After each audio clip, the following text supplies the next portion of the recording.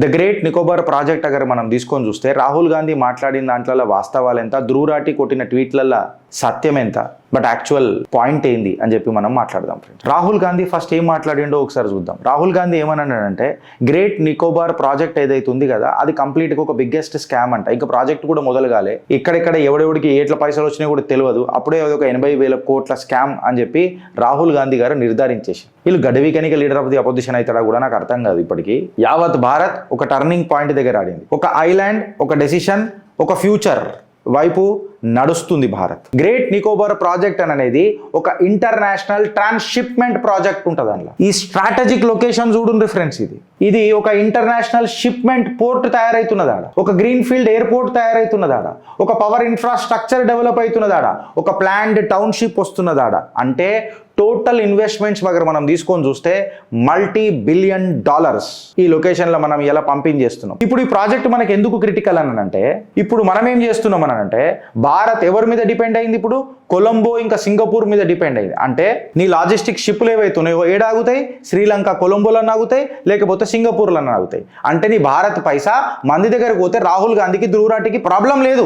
అదే మన భారత్లో పైసా మన భారత్లో ఉంటుంది అని అంటే ఒక చిన్న స్ట్రిప్ అరౌండ్ 160 స్క్వేర్ కిలోమీటర్స్ మేము డెవలప్ చేస్తామనంటే అవుట్ ఆఫ్ 1045 స్క్వేర్ కిలోమీటర్స్ని వీళ్ళకు ప్రాబ్లం. వీళ్ళకు భారత్ పైసా బయట పోతే చాలా ఇష్టం. Gautam Model School, Sun City branch, admissions are open for 2026. No admission fee, free school uniform and also bus transportation available for nursery to 10th class. Hurry up. Address, Sun City branch opposite Kasturba Trust. Limited seats. Contact us now 8121573123 and 8977113123. ఒక strategic point, leader of the opposition అడగోలుగా మాట్లాడతాడు. మళ్ళీ ఏం అడగోలుగా మాట్లాడింది గిరీష్ అని చెప్తే the great Nicobar project, Andaman and Nicobar అని చెప్పి మనం అందరం చూసినాం. ఇది జర జాగ్రత్తగా ఉండ్రి, దేశానికి సంబంధించింది. When it comes to country దేశ బడకర కూర్చున్నాయి. ద గ్రేట్ నికోబార్ ప్రాజెక్ట్ అగర్ మనం తీసుకొని చూస్తే రాహుల్ గాంధీ మాట్లాడిన దాంట్లో వాస్తవాలు ఎంత, ధ్రువరాటి కొట్టిన ట్వీట్లలో సత్యం ఎంత, బట్ యాక్చువల్ పాయింట్ ఏంది అని చెప్పి మనం మాట్లాడదాం ఫ్రెండ్స్. ఈ నికోబార్ ప్రాజెక్ట్ ఏంది అని చెప్పి మనం మాట్లాడితే రాహుల్ గాంధీ ఫస్ట్ ఏం మాట్లాడిండో ఒకసారి చూద్దాం. రాహుల్ గాంధీ ఏమన్నాడంటే గ్రేట్ నికోబార్ ప్రాజెక్ట్ ఏదైతే ఉంది కదా అది కంప్లీట్గా ఒక బిగ్గెస్ట్ స్కామ్ అంట. ఇంకా ప్రాజెక్ట్ కూడా మొదలు కాలే, ఇక్కడిక్కడ ఎవడెవడికి ఏట్ల పైసలు వచ్చినాయి కూడా తెలియదు, అప్పుడే ఒక 80,000 కోట్ల స్కామ్ అని చెప్పి రాహుల్ గాంధీ గారు నిర్ధారించేసి వీళ్ళు గడవికనిక లీడర్ ఆఫ్ ది అపోజిషన్ అవుతాడా కూడా నాకు అర్థం కాదు. ఇప్పటికీ ఎందుకు అయిండు అని చెప్పి మనం మాట్లాడితే రాహుల్ గాంధీ గారు ఏం మాట్లాడినో గారు మనం ట్వీట్ ఆయన చూస్తే ఏమని రాసిండు, ఆయన ప్రెస్ మీట్ కూడా పెట్టిండు. I travel to the great Nicobar today, they are the most extraordinary forest. అంటే పర్యావరణానికి హాని కల్పించే ప్రాజెక్టు మనకు అవసరమా? కొన్ని వేల లక్షల చెట్లను మనం గొడ్డలు పెట్టి నరుకుతున్నాము. సుమారు 160 స్క్వేర్ కిలోమీటర్స్ ఆఫ్ రెయిన్ ఫారెస్ట్ని మనము సర్వనాశనం చేస్తున్నాము అని అంటే దీన్ని డెవలప్మెంట్ అంటారా, డిస్ట్రక్షన్ అంటారా అని చెప్పి రాహుల్ గాంధీ ట్వీట్ కొడితే దానికి గాడిదల సంఘం అధ్యక్షుడు ధ్రువరాటి ఏమన్నాడంటే అంధ్ బక్స్ will never give the excuse that this is the strategic blah blah and then cry about the heat waves at the same time. Good job by Rahul Gandhi for raising the issue, the forest must be saved at any cost అని చెప్పి రాహుల్ గాంధీ కొట్టిన ట్వీట్కి endorse చేస్తాడు. అందుకే నేను ఏం చేసిన, మన ధ్రువరాటి ఏం చేసిండు, రాహుల్ గాంధీని భుజాల మీద ఎత్తుకున్నట్టు నేను పెట్టిన. అసలు ఈ పంచాయతీ ఏంది, ద గ్రేట్ నికోబార్ ప్రాజెక్ట్ ఏంది గిరీష్ అని చెప్పి మనం మాట్లాడితే టోటల్గా నికోబార్ ఐలాండ్ ఇది మొత్తం అయితే ఫ్రెండ్స్ కంప్లీట్గా నికోబార్ ప్రాజెక్ట్ ఏంది అని అంటే అది అండమాన్ సీ, ఇక్కడ బే ఆఫ్ బెంగాల్ దగ్గర ఏదైతే ప్రాజెక్ట్ ఉంది కదా కేవలం ఇంత పెద్ద ఏరియాలో ఇది ఒక్కటే పాయింట్ దగ్గర మనం డెవలప్ చేస్తున్నాం. ప్రభుత్వం ఏం చేస్తుంది, కేవలం ఈ బ్లూ కలర్ ఉంది కదా ఈ బ్లూ కలర్ దగ్గరనే డెవలప్ చేస్తుంది. మిగతాదంతా ఏమైనా చేస్తుందా? ఇంకొకటి కంప్లీట్గా నేషనల్ పార్క్ అని ఏమైనా చేస్తుండ్రా? ఇక్కడ నీకు క్యాంబెల్ బే నేషనల్ పార్క్ ఒకటి ఉన్నది, గలైతియా నేషనల్ పార్క్ ఒకటి ఉన్నది. దీన్ని మనం ఏం ముడతలేము, ఈ ఫారెస్ట్ ఏరియాని ఏం ముడతలేము. కేవలం ఈ స్ట్రాటజిక్ పాయింట్ని మనం ముడుతున్నాం, ఈ బ్లూ కలర్ ఉన్నదాన్ని. మళ్ళీ ఏంది ఏం కథ అని చెప్పి మనం ఆలోచించాలి. ఏంది ఏం కథ అని చెప్పి మనం ఆలోచిస్తే గ్రేట్ నికోబార్ ఏదైతే ఇప్పుడు మనం ప్రాజెక్ట్ చేస్తున్నాం కదా ఫ్రెండ్స్ 160 స్క్వేర్ కిలోమీటర్స్ అని అన్నాడు కదా, it is more than that. 1045 square kilometres, 1045 square kilometres మనం గ్రేటర్ నికోబార్ అని అంటున్నాం. అంటే గ్రేటర్ నికోబార్ ఐలాండ్ అంటే దీన్ని డెవలప్ చేస్తున్నదేమో 160 స్క్వేర్ కిలోమీటర్స్, రాహుల్ గాంధీ గారు చెప్పింది కరెక్ట్. బట్ టోటల్ ఏరియా గారు మనం తీసుకొని చూస్తే 1045 square kilometres area greater Nicobar ఉంటుంది. సింగపూర్ ఎంత ఉంటుంది గిరీష్ అని అంటే 728 స్క్వేర్ కిలోమీటర్స్ ఉంటుంది. కేవలం 728 స్క్వేర్ కిలోమీటర్స్ ఉన్న సింగపూర్ ఆర్థికంగా ఏ రకంగా ఎదిగింది, ఏ రకంగా ప్రపంచం మీద అది డామినేషన్ చూపిస్తున్నది, ఏ రకంగా ఈ leader of the opposition and జర్మన్లో కూర్చున్న ఒక పిచ్చోడు ఏం పిచ్చి మాటలు మాట్లాడుతున్నాడు, ఏం చేస్తున్నాడు అనే దాని మీదనే ఎలచిట్ట. అంటే డెవలప్మెంట్ కావద్దు, భారత్ ముందుకు పోవద్దు, ఏడున్నది ఆడనే ఉండాలా, ఈ మతలబ్ ఏంది, ఈ మతలబ్లో చేస్తున్న మాయ ఏంది అని అనేది తెలుసుకుందాం. ఇవాళ భారత్ ఒక టర్నింగ్ పాయింట్ దగ్గర ఆగింది ఫ్రెండ్స్. యావత్ భారత్ ఒక టర్నింగ్ పాయింట్ దగ్గర ఆడింది. ఒక ఐలాండ్, ఒక డెసిషన్, ఒక ఫ్యూచర్ వైపు నడుస్తుంది Bharat. And you are listening correct. One island ఈ deciding one decision. This decision is creating a biggest future of India. Let us debate the facts now. ఈ గాడిదల సంఘం అధ్యక్షుడికి, లీడర్ ఆఫ్ ది అపోజిషన్కి క్లియర్ కట్గా చెప్దాం. ఈ డిబేట్ చేస్తున్నప్పుడు మనం భయంతో డిబేట్ చేయాల్సిన అవసరం లేదు, బాధ్యతతో డిబేట్ చేద్దాం. రాహుల్ గాంధీ దీన్ని స్కామ్ అంటాడు, ధ్రువ్ రాఠీ ఇది ఒక డిస్ట్రక్షన్ అని చెప్పి మాట్లాడతాడు. మళ్ళీ గ్రేట్ నికోబార్ ప్రాజెక్ట్ యాక్చువల్లీ ఏంది అని చెప్పి మాట్లాడుతున్నా. నువ్వు ఒక స్ట్రాటజిక్ జియోగ్రఫీని ఇగ్నోర్ చేస్తున్నావు అని అంటే నువ్వు ఫ్యూచర్ని లూజ్ అవుతున్నావా లేదా? నీ కమెంట్ రూపంలో చెప్పు ఫ్రెండ్స్. మళ్ళీ ఈ గ్రేట్ నికోబార్ ప్రాజెక్ట్ అంటే ఏంది అని చెప్పి మనం మాట్లాడితే నేను ఎమోషనల్గా ఉండా అండ్ ఎమోషన్స్ మాట్లాడా. గ్రేట్ నికోబార్ ప్రాజెక్ట్ అనేది ఒక ఇంటర్నేషనల్ ట్రాన్స్షిప్మెంట్ ప్రాజెక్ట్ ఉంటుంది. అందులో ఈ స్ట్రాటజిక్ లొకేషన్ చూడండి ఫ్రెండ్స్, ఇది ఒక ఇంటర్నేషనల్ షిప్మెంట్ పోర్ట్ తయారవుతున్నది ఆడ, ఒక గ్రీన్ ఫీల్డ్ ఎయిర్పోర్ట్ తయారవుతున్నది ఆడ, ఒక పవర్ ఇన్ఫ్రాస్ట్రక్చర్ డెవలప్ అవుతున్నది ఆడ, ఒక ప్లాన్డ్ టౌన్షిప్ వస్తున్నది ఆడ. అంటే టోటల్ ఇన్వెస్ట్మెంట్స్ దగ్గర మనం తీసుకొని చూస్తే $multi-billion ఈ లొకేషన్లో మనం ఇలా పంపించేస్తున్నాం. ఇది 90 కిలోమీటర్స్ స్ట్రేట్ ఆఫ్ మలైకా ఏదైతే ఉంది చూడు, అక్కడి నుంచి 90 కిలోమీటర్ల దూరంలో ఉంటుంది. ఇలా స్ట్రేట్ ఆఫ్ హోర్ముజ్ అనేది ప్రపంచాన్ని ఎట్లా ఊపుతున్నది అనేది ఒకసారి ఆలోచించుర్రి. ఈ మలైకా స్ట్రేట్ భారత్కి ఇంపార్టెంటా కాదా అనేది ఇలా మనం డిస్కస్ చేస్తాం. ఇది ఎంత దూరం ఉంటుంది? ఈ నికోబార్ ప్రాజెక్ట్ నుంచి 90 కిలోమీటర్స్ దూరంలో ఉంటుంది.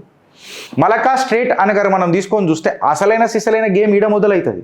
World's biggest trade choke point ఏడన్నా ఉన్నది అని అంటే అది Malaika straight. 30% of the global trade ఏదైతే ఉంది చూడు, ఈ మలైకా స్ట్రేట్ నుంచి పోతుంది, మలాకా స్ట్రేట్ నుంచి పోతుంది, వాట్ ఎవర్ ఇట్ ఈస్, ఏం ప్రొనౌన్సియేషన్ చేస్తారో చేసుకోండి.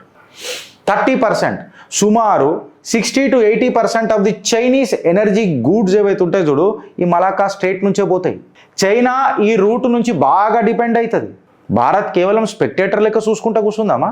ఫ్యూచర్ ఏదైనా జరిగితే చైనా మనకి ఇబ్బంది పెడితే దాన్ని మనం చోక్ చేయాల్సిన అవసరం ఉందా లేదా? రూట్ని కంట్రోల్ చేసినోడే ఎకానమీ కంట్రోల్ చేస్తాడా చేయడా? స్ట్రేట్ ఆఫ్ హోర్ముజ్ మనకు నేర్పిందా లేదా? ఇవ్వాలా అర్థం చేసుకోండి ఒకసారి. ఈ ప్రాజెక్ట్ని ఎందుకు ఆపాలని అనుకుంటున్నారు? ఇప్పుడు ఈ ప్రాజెక్ట్ మనకు ఎందుకు క్రిటికల్ అని అంటే, ఇప్పుడు మనం ఏం చేస్తున్నాం అని అంటే, భారత్ ఎవరి మీద డిపెండ్ అయింది? ఇప్పుడు కొలంబో ఇంకా సింగపూర్ మీద డిపెండ్ అయింది. అంటే నీ లాజిస్టిక్ షిప్లు ఏవైతున్నాయో ఏడాగుతాయి, శ్రీలంక కొలంబోలన్నా ఆగుతాయి, లేకపోతే సింగపూర్లన్నా ఆగుతాయి. అంటే నీ భారత్ పైసా మంది దగ్గరకు పోతే రాహుల్ గాంధీకి ధ్రువ్ రాఠీకి ప్రాబ్లం లేదు. అదే మన భారత్లో పైసా మన భారత్లో ఉంటుంది అని అంటే ఒక చిన్న స్ట్రిప్ అరౌండ్ 160 స్క్వేర్ కిలోమీటర్స్ మేము డెవలప్ చేస్తామనంటే అవుట్ ఆఫ్ 1045 స్క్వేర్ కిలోమీటర్స్ని వీళ్ళకు ప్రాబ్లం. వీళ్ళకు భారత్ పైసా బయట పోతే చాలా ఇష్టం. ఇప్పుడు భారత్ ఒక కొత్త సొంత పోర్ట్ డెవలప్ చేసుకుంటే billions and billions of dollars మనకు లాజిస్టిక్స్లో సేవ్ అవుతాయా కావా? భారత్ ఒక సొంత ట్రాన్స్షిప్మెంట్ హబ్మెంట్ చేసుకున్నది అని అంటే మన నేవీ యొక్క ప్రిజెన్స్ ఎంత స్ట్రెంగ్తన్ అవుతుంది అని చెప్పి చెప్తున్నా. అంటే చైనా యొక్క ట్రేడ్ లైఫ్ లైన్ సంకనాకుతుందా నాకదా? మీరు ఒకసారి ఆలోచించరు. నేను ఇప్పుడు ఇవాళ అడుగుతున్నా, ధ్రువ్ రాఠీని అడుగుతున్నా, రాహుల్ గాంధీని అడుగుతున్నా, కాంగ్రెస్ పార్టీ కార్యకర్తలను అడుగుతున్నా, సెక్యులర్ బ్రిగేడ్ని అడుగుతున్నా, కోన్కిస్కా గొట్టం ఉంటారు చూడు భారత్ని ద్వేషించేటోళ్ళు, వాళ్ళందరిని అడుగుతున్నా. ఒక పార్టీ MOU చేసింది చైనాతోని, అది ఏ పార్టీ? ప్రభుత్వం చేసింది, దేశం కూడా కాదు. ఆ ప్రభుత్వానికి ఏం పని పడ్డది చైనాతో? ఇవాళ అదే పార్టీలో ఉన్న ఒక కీలక నాయకుడు as a leader of the opposition is halting the Nicobar project. Why?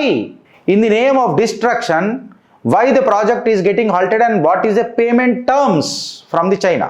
నేను ఒక్క మాట ఒక పార్టీ గురించి మాట్లాడితే నీకు ఎంత ముట్టింది అని మాట్లాడేటోళ్ళకి ఇలా నేను అడుగుతున్నా. మళ్ళీ రాహుల్ గాంధీకి ఎంత ముట్టిందని ఎందుకు అడగరే? ధ్రువ్ రాఠీ గారికి ఎంత ముట్టిందని ఎందుకు అడగరే? చైనా మలాకా స్ట్రేట్ అని అంటే ఉచ్చబడుతుంది, ప్యాంట్లల్లో పడిపోతుంది, తడిసిపోతుంది. ఇవాళ ఇండియా దానికి దగ్గర అవుతుందని అంటే అది మనకు స్ట్రాటజిక్ లీవరేజింగ్ పాయింట్ అవుతుందా లేకపోతే చోక్ పాయింట్ అవుతుందా? నువ్వు డిలే చేసినావు అని అంటే మన సోవరెనిటీని దెబ్బతీసినట్ట కాదా ఫ్రెండ్స్? నేను మిమ్మల్ని అడుగుతున్నా. And coming to the point of economic power shift మనం తీసుకొని చూస్తే ఇవాళ ఇండియన్ కార్గో ఏడాగుతున్నది, సింగపూర్ కొలంబోలో ఆగుతున్నది. ప్రాఫిట్ ఎక్కడ పోతున్నది? అవుట్ సైడ్ ఇండియా పోతున్నది. ఇప్పుడు నికోబార్ ప్రాజెక్ట్ అక్కడ స్టార్ట్ అయితే ప్రాఫిట్ ఎక్కడ ఆగుతుంది? ఇండియాలో ఆగుతుంది. కార్గో ఎక్కడ ఆగుతుంది? ఇండియాలో ఆగుతుంది. రెవెన్యూ ఎక్కడ ఆగుతుంది? ఇండియాలో ఆగుతుంది. ఉద్యోగాలు ఎక్కడికి వస్తాయి? ఇండియాలోకి వస్తాయి.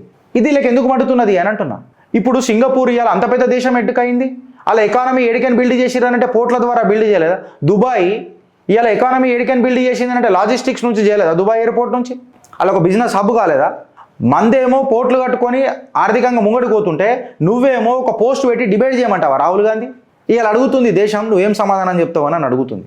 ఇవాళ రాహుల్ గాంధీ దగ్గర మనం డీకోడ్ చేసి చూస్తే ఫారెస్ట్ డిస్ట్రక్షన్ అని చెప్తున్నాడు, ట్రైబల్ డిస్ప్లేస్మెంట్ అని చెప్పి మాట్లాడుతున్నాడు, ఇది ఒక బిగ్గెస్ట్ స్కామ్ అని చెప్పి మాట్లాడుతున్నాడు. బట్ కొంచెం జర లాజిక్ అప్లై చేసి చూద్దాం. ఇప్పుడు లాజిక్ అప్లై చేస్తే ఎన్విరాన్మెంటల్ కన్సర్న్స్ అనేది వ్యాలిడ్ డిస్కషన్. నేను రాహుల్ గాంధీ చెప్పింది రాంగ్ అని అంటలేను.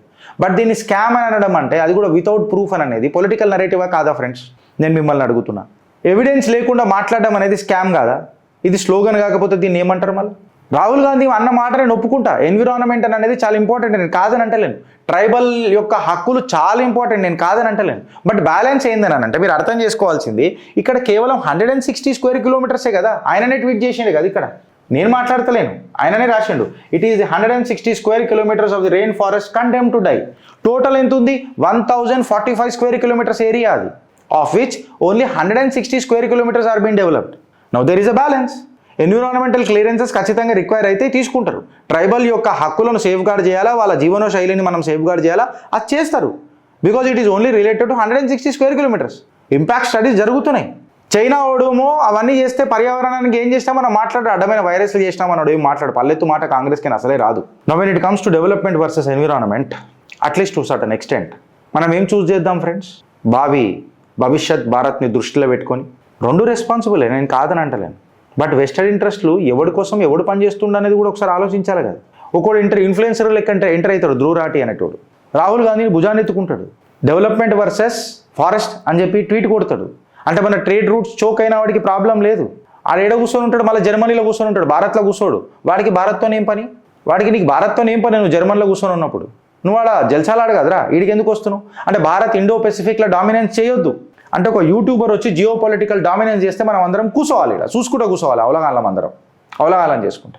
ఇవాళ కాంగ్రెస్ పార్టీ దుస్థితి ఏ రకంగా ఉంది తెలుసా ఫ్రెండ్స్? మీరు చూడండి, ఇవాళ కాంగ్రెస్ పార్టీ దుస్థితి ఏ రకంగా ఉన్నదనంటే ఇది మీకు చెప్తా, అది కూడా తర్వాత. రాహుల్ గాంధీ ఒక క్వశ్చన్ అడిగిండు యువతని, what is the riskiest thing according to you? అంటే ప్రపంచంలో అన్నిటికంటే రిస్కీ ఏది అని అంటే కాంగ్రెస్లో జాయిన్ అవ్వడమే రిస్కీ ప్రాసెస్ అని చెప్పి నేననలే పిల్లలు అన్నారు. చూపిస్తా. What's the riskiest thing you guys have done?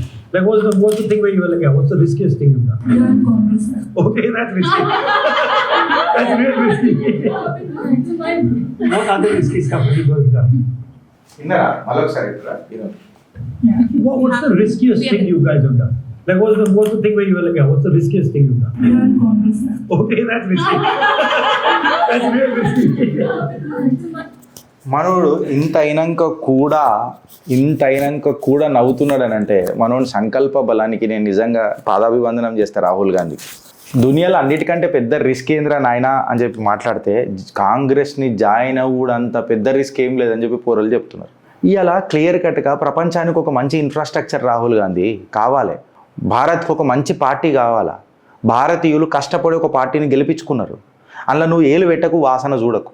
నువ్వు ఏలు పెట్టినప్పుడల్లా నీకు వాసన చూపిస్తూనే ఉన్నది భారత యువత. నువ్వు ఎప్పుడు ఆగుతావు, ఎప్పుడు ఆపుతావని చూస్తున్నావు భారత్ని. ఆయన నడుస్తున్న భారత్ని పరిగెత్తిపిద్దామని చూస్తున్నాడు.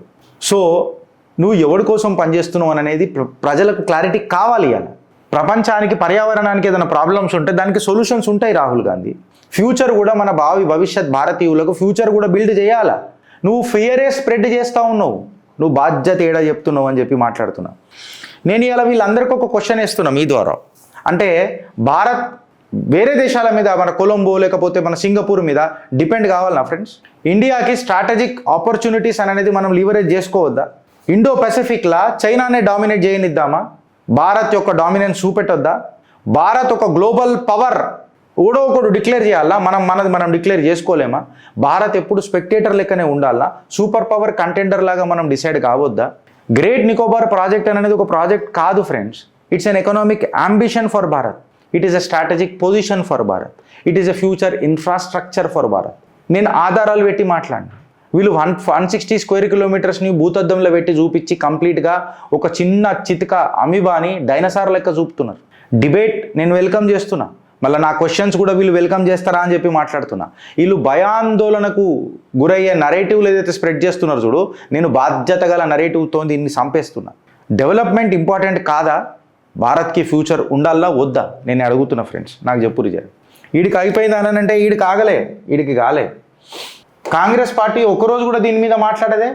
సుమారు BJP Bharatiya Janata party leader మన కిరీట్ సోమయ్య అనట, ఇక్కడ మీరట్లనో మన ముంబై మన్కుర్డ్ అనేది ప్లేస్ ఉన్నది అక్కడ ముంబైలో, సుమారు 40 ఎకరాలల్లా దాన్ని ఏమంటారు 40 acres children aid society government ల్యాండ్ని కబ్జా చేసి అక్కడ ఇల్లీగల్ కన్స్ట్రక్షన్ చేసిండు. ఆడ ఎవరున్నారు మొత్తము అని అంటే కంప్లీట్గా 500 కోట్లకు సంబంధించిన ముంబై ఒక ఏరియాల గోడౌన్లు కట్టి బతుకుతున్నారు. ఎవరు?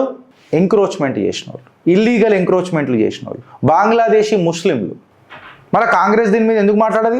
కేవలం 160 స్క్వేర్ కిలోమీటర్స్ ఫారెస్ట్ పోతేనే ఇంత అయినప్పుడు 500 కోట్లకు సంబంధించిన 40 ఎకరాల భూమి నాది పోతే, అది కూడా భారతీయులకు కాదు బంగ్లాదేశీయులకు పోతే, నేను ఫింగర్ ఆన్ మై లిప్స్ అని చెప్పి కూర్చోవాలి. నా ఫ్రెండ్స్, నేను మిమ్మల్ని అడుగుతున్నా, ఆలోచిస్తావా లేదా అనుభవిస్తావా? భారత్ మాతాకి జై.